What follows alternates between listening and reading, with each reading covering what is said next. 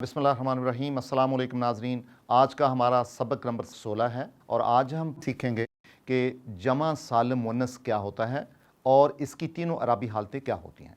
कल हमने पढ़ा था जमा सालिम मुज़क्कर की क्या हालतें थीं और आज हम देखते हैं कि जमा सालिम मुअन्नस क्या होता है और इसकी तीनों हालतें क्या होती हैं।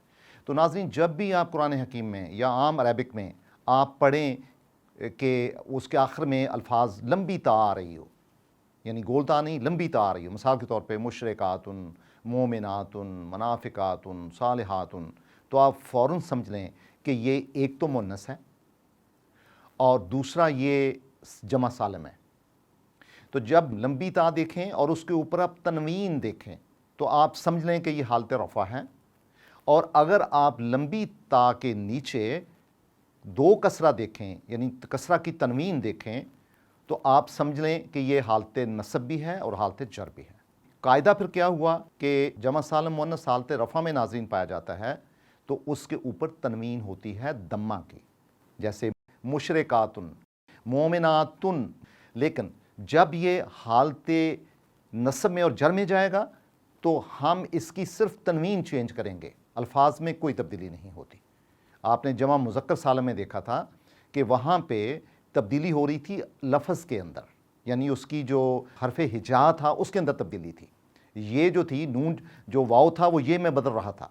लेकिन यहाँ पे जब आप जमा सालिम मुअन्नस की बात करते हैं तो कायदा ये है कि यहाँ पे कोई तब्दीली नहीं होती। कायदा वेरी सिंपल कि हालत रफ़ा में तनवीन होगी यानी दो दम्मा होंगे, और जब वो हालत नसब और हालत जर में बदलेंगे तो उसी तनवीन को उठा के तनवीन कसरा में चेंज कर देंगे और किसी लफ्ज़ की तब्दीली नहीं होती। तो गोया के मुशरिकातुन, मुशरिका औरतें, तो उसकी जब हालत नस्ब होगी तो मुशरिकातिन, मुशरिकातिन, हालत जर भी यही होगी। मोमिनातुन, मोमिनातिन, मोमिनातिन।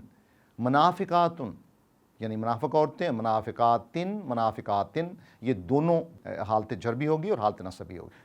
और फासिकातुन, फासिकातिन, फासिकातिन। इसी तरह खाशिआतुन, खाशिआतिन, खाशिआतिन। साबिरातुन, साबिरातिन, साबिरातिन। इसी तरह तय्यबातुन, तय्यबातिन, तय्यबातिन।